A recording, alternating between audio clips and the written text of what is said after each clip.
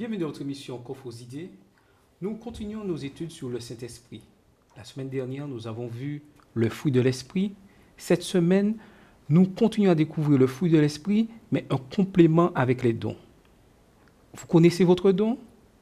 À quoi servent les dons? Pourquoi? Nous allons en discuter aujourd'hui avec Carole, Emeline, Jessica et Maëlle. Bienvenue à tous. Merci. Merci. Et nous allons demander à Emeline de nous faire la prière. Baissons la tête. Notre Père Céleste, nous te remercions pour le souffle de vie que tu nous donnes. Nous te remercions pour tout ce que tu fais pour nous. Et permets que nous soyons remplis de ton Saint-Esprit pour aborder cette leçon en toute simplicité. Et permets qu'à travers cette leçon, que ceux qui ne connaissent pas encore leur don puissent le découvrir au fur et à mesure, selon le temps que tu auras fixé. Merci pour tout, c'est ton nom, Fils Jésus, et pour ta sainte gloire. Amen. Amen. Donc, nous continuons à découvrir l'utilité du Saint-Esprit dans nos vies. La semaine dernière, nous avons vu le fruit de l'Esprit. C'était quoi le fruit de l'Esprit encore? L'amour, la paix, joie. la patience. La unité, la douceur, la tempérance. Galates 5, verset 22 à 23. Merci, Jessica. Merci, Jessica. Donc, tout ceci est important dans le concept du fruit de l'Esprit, avoir tous ces éléments. Et ceci nous permet d'aller de l'avant. Aujourd'hui, une particularité, nous voyons les dons. Alors, qu'est-ce qu'un don? C'est un cadeau. C'est un cadeau. Je dirais une aptitude à faire quelque chose. Maintenant, ça peut être divers, mais c'est juste une capacité à réaliser une action. Mhm. C'est un trésor à cultiver précieusement. Précieusement, ok. Alors, la question qui vient tout de suite, est-ce qu'il y a une différence entre les dons et le fruit de l'Esprit? Oui. Ah oui. Oui. Oui. Et Peut-être que vous pouvez me faire la différence. Peut-être que si on prend un verset comme, je crois que c'est 1 Corinthiens 12, verset 8, pour déterminer c'est quoi un don, et puis après on verra la différence avec le Saint-Esprit. lisons 1 Corinthiens 12, verset 8. Or, à chacun, la manifestation de l'Esprit est donnée pour l'utilité commune. En effet, à l'un est donnée par l'Esprit la parole de sagesse, à un autre une parole de reconnaissance selon le même Esprit, à un autre la foi par le même Esprit, à un autre le don de guérison par le même Esprit, à un autre le don d'opérer des miracles, à un autre la prophétie, à un autre le discernement des esprits, à un autre la diversité des langues, à un autre l'interprétation des langues. Voici les dons. Et le verset 11, Et le verset 11. très important. Un seul et même esprit opère toutes ces choses, les distribuant à chacun en particulier comme il veut. Comme il veut. Il veut. Donc, pensez-vous, y a-t-il une liaison entre les dons et le fruit de l'Esprit? Oui, puisque quand on cultive le fruit de l'esprit, justement, ça entraîne la bonne utilisation de notre don. On l'utilise à bon escient pour la gloire du Seigneur. Puisque si on ne cultive pas le fruit de l'esprit, finalement, notre don, en fait, on le fait pour les hommes. Et on ne pense pas à Dieu. Mhm. En fait, les dons nous permettent d'avancer dans l'évangile selon Christ, et le fruit de l'esprit nous permet en fait comment dirais-je, Nous préparer à la vie éternelle, peut-être de nous préparer en tant que membres dans l'Église. Mhm. En fait, non, je voulais juste dire effectivement, c'est-à-dire que le fruit de l'esprit là, justement, pour enrichir notre marche avec Dieu. Je vais dire ça comme ça, puisque il ne faut pas oublier, comme on l'a vu la semaine dernière, notre caractère est d'une importance cruciale pour notre salut. Et justement, quand nous travaillons notre caractère, nous comprenons justement le sens des dons, puisque les dons sont là pour l'édification de l'Église. Et l'Église ne peut être édifiée justement que si nous avons cette culture du fruit de l'esprit, comme disait Emeline tout à l'heure. Alors, j'ai dit que les dons, je suis d'accord avec vous toutes, d'ailleurs, comme on a compris, les dons permettent juste de répondre à la nouvelle. Par exemple, le don de prophétie, le don du discernement, le don le don on disait, le don de la sagesse et tout ça, nous permettent de parler, de répondre l'évangile, de prophétiser, pas prophétiser, comment on dit, Oui, le don de prophétie te permet de prophétiser. D'annoncer. Le don d'évangéliser, voilà. Le don d'évangéliser, mais que les fruits de l'esprit, pardon, contrairement aux fruits de l'esprit, qui eux sont juste là pour nous permettre d'avoir un caractère sain, du genre à être patient. Si on n'est pas patient, on ne peut pas forcément faire finalement enrôler la mission qui est guidée par le don, quoi. Si on n'est pas patient, on ne peut pas forcément prendre à bras le corps la mission qu'il a donnée et puis le faire correctement. Donc, le don nous permet de parfaire notre caractère pour nous permettre d'effectuer la mission, je pense. D'accord. Donc, on pourrait dire que le don, c'est quelque chose que chaque être humain possède. Oui ou non? Oui. Chacun d'entre nous, nous avons des dons. Normalement. La question est-ce que vous connaissez vos dons? Non. Je demande. Ça fait peut-être, si je compte l'année, ça fait depuis peut-être 4 ans ou 5 ans. Peut-être que je demande mal, sûrement. Je demande, hein. Peut-être que je demande mal, mais je demande. Tu demandes quoi? De trouver ton don ou bien Mais d'avoir oui, un don? non, de trouver. Puisque normalement, si on parle de la Bible, elle est véridique. Donc, je sais que tout le monde a des dons. Mais pour cela, il faut demander aussi. Demandez, vous recevrez. Parce que je demande mal. Mais pour toi, comment tu vas arriver à avoir ton don? Mais en fait, si ça se trouve, il t'a déjà répondu, mais tu vois pas que c'est ça. Voilà, exact. Sûrement. Parce qu'en fait, pour moi, il y a une différence entre don et talent. Moi, je pense que j'ai des talents, c'est-à-dire je me débrouille. Pourquoi? Oui, je me débrouille. Les talents, tu te débrouilles. C'est comme, je prends un exemple. Quelqu'un se débrouille en piano. Quelqu'un qui a le don, il n'a même pas répété. On peut lui donner n'importe quel... Tu vois, ça, c'est un don. C'est-à-dire que la personne qui va piano, c'est joli, mais elles sont obligées d'avoir la partition, d'avoir tout devant elles. Elles se débrouillent sur le talent, mais le don, c'est quelque chose, tu vois, c'est... Pour expérimenter ton don, tu auras forcément besoin, à coup sûr, à un moment d'une partition. Oui, parce qu'on est dans le cadre de la musique. Oui, on est dans le cadre de la musique, mais bon, je te disais ça, voilà. Donc, en fait, comme elle disait, sûrement, je ne vois pas, mais bon, je ne sais pas. Et puis, il ne faut pas oublier que le fait que Kimmeline dise « je ne vois pas mon don », il ne faut pas oublier que notre don serve aux autres. Notre don ne nous sert pas à nous. En fait, c'est une autre personne qui peut me révéler mon don. Dans le sens où c'est quelqu'un qui peut me dire « Ah mais tiens, t'as prêché samedi, vraiment, quand tu prêches, quand tu parles de la parole de Dieu, je comprends les choses, je vois, Voilà. Ça, ce sont les autres, puisque les dons sont là pour l'édification des autres.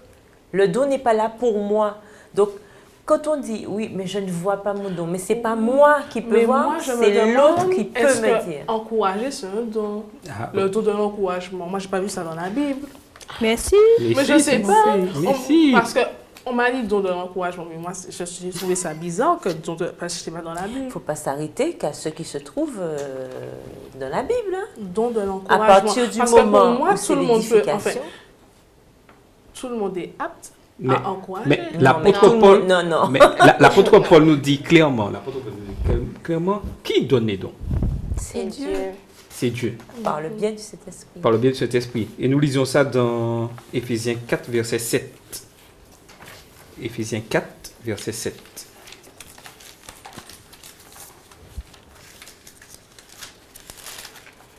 Éphésiens 4, verset 7. Mais à chacun de nous, la grâce a été donnée selon la mesure du don de Christ.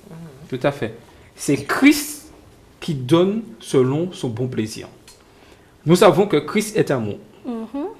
Il est patient, il possède tout le fruit de l'esprit, pensez-vous qu'il ait décidé de ne pas donner un don à une personne?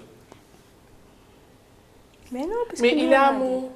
Donc tout le monde a un don. Mais oui, s'il a amour, tout le monde a un don. Puisque c'est ce... Il y a un don, donc il y a plusieurs dons. Et Christ le donne selon son bon plaisir. Mais Mais, il y a quelque chose que j'ai déjà entendu au sein de mon église. Quand quelqu'un ne cultive pas son don, il le perd, c'est vrai?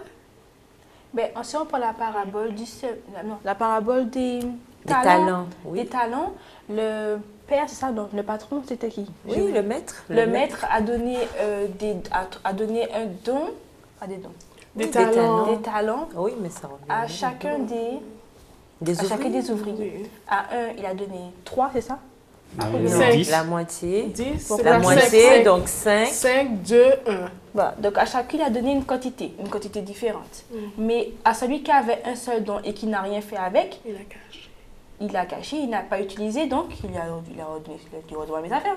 Eh bien, c'est la même chose pour nous. Si on n'utilise pas, quelqu'un d'autre en aura forcément besoin et il dit, ben non, c'est la même chose, je pense que pour les dons qu'on a. Si on n'utilise pas nos dons pour la gloire de Dieu et pour son service, eh bien, on aura besoin. Tu n'as pas besoin de Donc, ses affaires. Ce qui fait qu'il y a des gens qui n'ont pas de don. Non, Parce c'est que- pas ça. Non, Il non. a dans la On parabole, va il lui interpréter donne comme bien, ça. il lui Attends. donne justement dans la parabole, il lui donne. Alors il y en a qui en donnent la moitié, donc 5, l'autre 4 et l'autre 1. Ça nous montre aussi que Dieu nous accorde les dons en fonction de ce que nous pouvons faire, en ce que nous pouvons réaliser. Le problème souvent dans nos communautés, malheureusement, on n'arrive pas à accepter que d'autres aient plus de dons que d'autres. Et ça pose problème. Ça pose problème pour l'édification du corps, ça pose problème pour l'évolution même de la personne, puisqu'on est en train d'étouffer la personne et on fait passer, on fait passer ça pour de l'arrogance ou bien la personne fait ceci, machin. Et souvent, on se laisse aveugler justement parce que, et c'est là que le bas blesse, puisqu'on n'applique pas la parole de Dieu, c'est-à-dire qu'on la lit, on la dit, on la récite parfois, mais quand il s'agit de l'application, ça pose problème, puisque si on est conscient, on regarde la parabole des talents, pourquoi on a donné à un 5, l'autre 4 et à l'autre un seul. Mais dans toute cette répartition, le maître s'attendait quand même à ce que ce soit fructifié. Puisque la Bible, on vient de le lire, selon son bon plaisir. Donc il faut que je puisse accepter en tant que membre que d'autres aient plus de talent que moi. Par contre, il faut que je me rappelle aussi qu'en tant que membre, je ne suis pas là pour aller veiller ni surveiller les talents des autres, mais je suis là déjà pour faire fructifier le mien. Et c'est ça le plus important. Donc, nous voyons déjà l'importance que chacun d'entre nous, nous avons un don. Et Non, ça, c'est une au moins certitude. Au moins un. C'est une certitude. Je ne peux pas dire que je n'ai pas de don et que je ne peux rien faire. Donc, lorsque j'ai compris que j'ai un don, je dois le mettre au service, je dirais, de la communauté. Je ne peux pas garder ce don pour moi et puis rester dans mon coin. Je ne peux pas être dans l'église et ne rien faire. Je ne peux pas être dans l'église et ne pas mettre en action le don que Christ m'a donné. Il faut que je puisse le faire. Tout ceci. Mais l'apôtre Paul nous met aussi en garde contre quelque chose qui peut arriver le plus souvent lorsque, certes, j'ai le don et que je cherche à me mettre en avant. Et il le dit dans Romains 12, verset 3. Romains 12, verset 3. Romains 12, verset 3. Par la grâce qui m'a été donnée, je dis à chacun de vous de n'avoir pas de lui-même une trop haute opinion, mais de revêtir des sentiments modestes selon la mesure de foi que Dieu a départie à chacun. Hein? Donc, Paul nous met en garde contre, je dirais, le danger qu'il y a. Exemple, je continue dans l'exemple d'Emeline, où je suis un pianiste ayant le don et que je joue très bien. Tout ça. Le danger qu'il y a serait quoi? Que j'ai la grosse tête. Que j'ai la grosse tête et que je décide d'utiliser ce don non pour la gloire de Dieu, mais pour ma gloire. Mais utiliser le don que nous avons pour la gloire de Dieu consiste à quoi? Utiliser le don pour la gloire de Dieu, Pour la mission. c'est pour la mission. Et la mission, Pour c'est quoi? mission. La mission, c'est quoi? Annoncer la bonne nouvelle du salut. Mais tu peux annoncer tu peux parler de Christ de différentes manières. En fait, c'est ça. Certains n'ont pas la capacité de le faire par le chant, d'autres par des études bibliques, d'autres par le dessin. Chacun, selon le don qu'il a reçu, a la capacité de parler de Dieu de différentes manières. Et par ce moyen, par cette pluralité de dons, de techniques d'évangélisation, le message sera propagé. Mais il faut que ce soit toujours en toute humilité, c'est-à-dire que ce soit toujours sous l'égide de l'Esprit Saint et sous l'égide de Dieu. Il ne faut pas, en fait, que ça devienne pour nous un faire-valoir, en fait. Et ça, c'est délicat. Oui. Et ça me rappelle une sœur qui disait, c'est pourquoi il ne faut pas dire tout le temps aux gens, tu as bien fait, tu as bien fait, tu as bien fait, parce qu'après, les gens vont prendre la grosse tête. Hein. Mais je me dis, c'est toujours bien quand même de dire, voilà, Non, mais il faut c'est toujours avoir une parole confortante. Il faut quand même Donc, encourager. tout à fait. Et ça, la personne elle-même, avec sa relation avec Dieu, elle met son à moi garder la tête froide. de côté. Voilà. Et c'est là où l'apôtre Jean nous met en garde et nous dit qu'il faut éprouver les esprits. Et il nous dit ça dans 1 Jean 4, les versets 1 à 3. 1 Jean 4, les versets 1 à 3. 1 Jean 4, Les versets 1 à 3. 1 Jean 4, verset 1 à 3. Ah, on parle des faux docteurs. Bien-aimés, n'ajoutez pas froid à tout esprit, mais éprouvez les esprits pour savoir s'ils sont de Dieu. Car plusieurs faux prophètes sont venus dans le monde. Reconnaissez à ceci l'Esprit de Dieu. Tout esprit qui confesse Jésus-Christ venu en chair est de Dieu. Et tout esprit qui ne confesse pas Jésus n'est pas de Dieu, mais celui de l'Antéchrist dont vous avez appris la venue et qui maintenant est déjà dans le monde. Tout à fait. Donc, nous avons vu que lorsque nous sommes remplis du Saint-Esprit et avec ce fruit de l'Esprit, et nos dons, tout se met en action pour faire la mission. Mais n'oublions pas que nous vivons dans un monde où le mal règne. Et il y a ce conflit entre le bien et le mal. Donc, il faut savoir aussi qu'au sein de l'Église, il y a deux esprits qui peuvent régner. Je sais que ça fait peur, mais c'est la réalité. Il y a l'esprit de vérité et il y a l'esprit séducteur. Pensez-vous que dans l'Église, ces deux esprits sont là? Oui, moi je suis tout à fait d'accord, puisqu'il y a quelqu'un qui disait, avant même qu'on arrive à l'église, Satan est déjà là. Donc oui, les deux esprits sont là. Moi je suis d'accord. Mais comment ça, l'esprit? Il faut faire attention à l'esprit, parce qu'on parle de dons. Est-ce que ça a la possibilité de donner des dons aussi?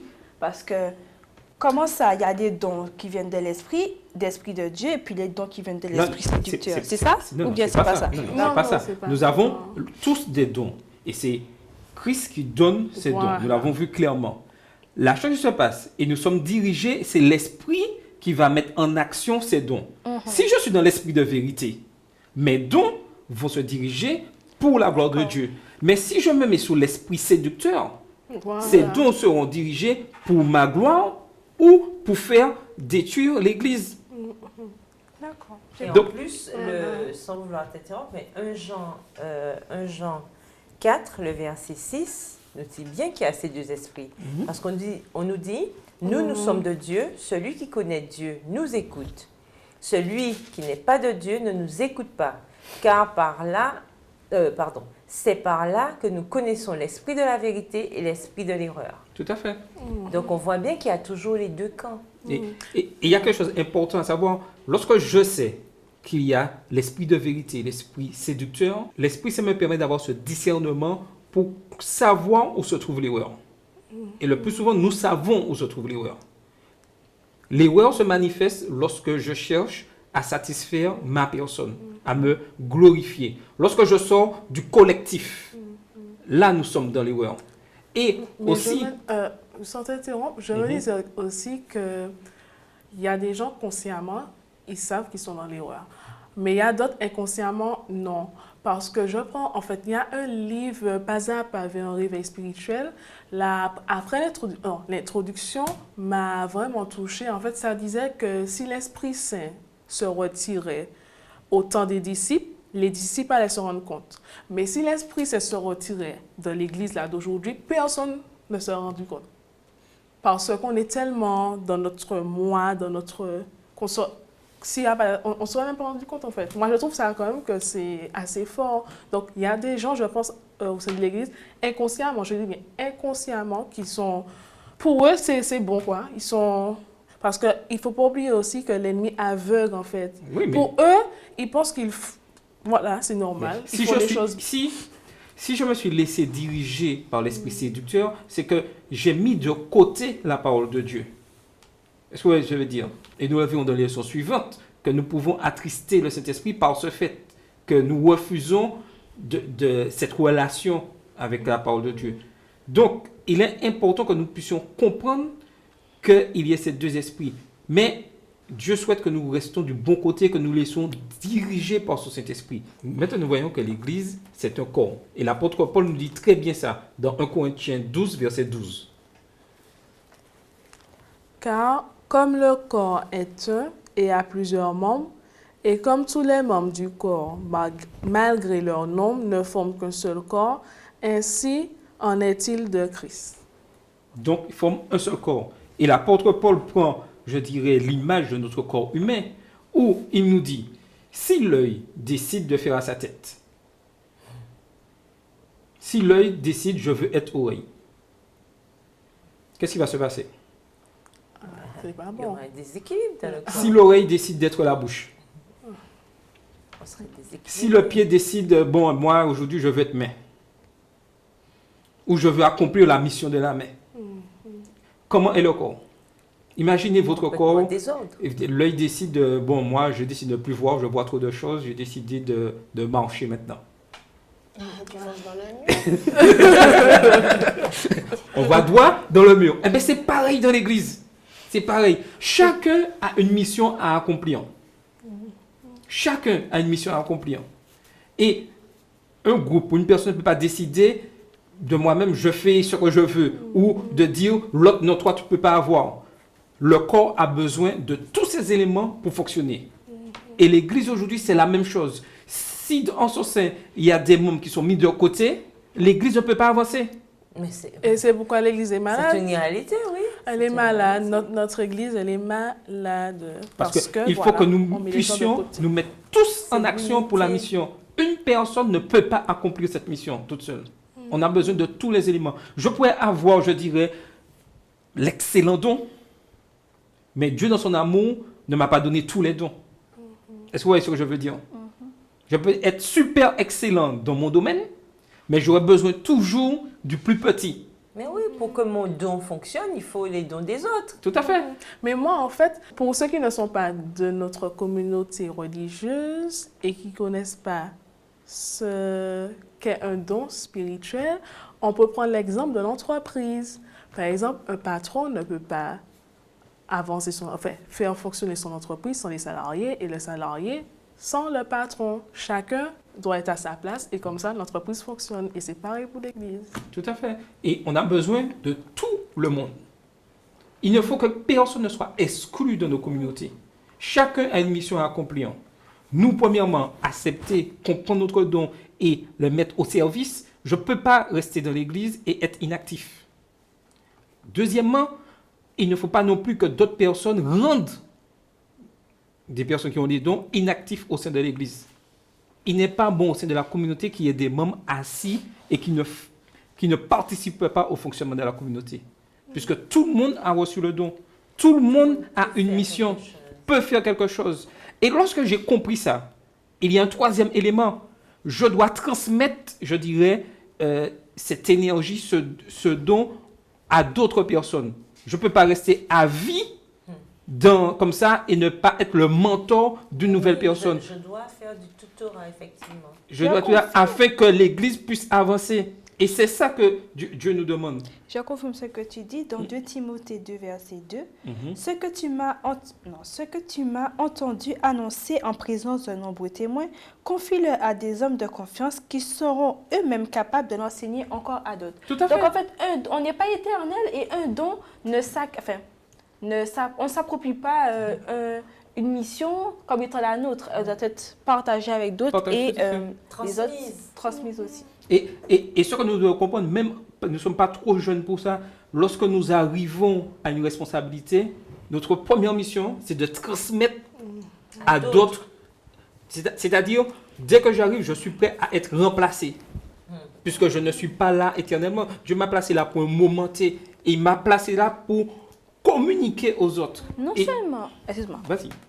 Non seulement on n'est pas là pour remplacer, mais si on a bien compris que le don que Dieu nous accorde, c'est pour l'édification de d'autres et la propagation de son évangile, d'autres ont besoin eux aussi de comprendre quel est leur don.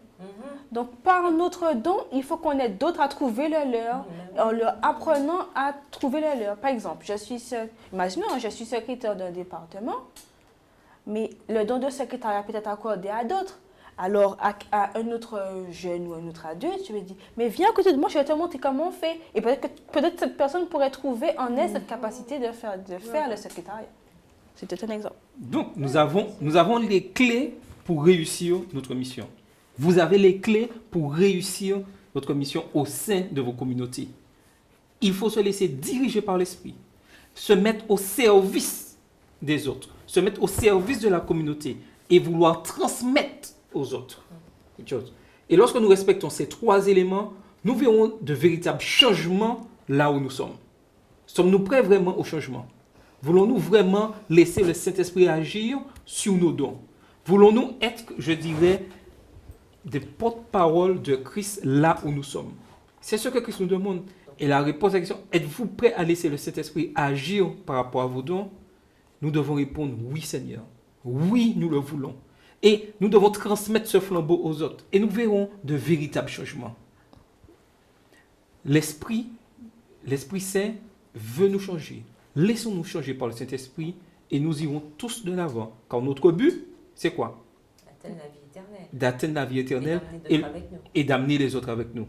Mon souhait, c'est que nous travaillions ensemble, nous allions de l'avant et que nous puissions être de fidèles serviteurs de la mission. C'était votre émission Coffre aux idées sur Espérance TV Interamérique.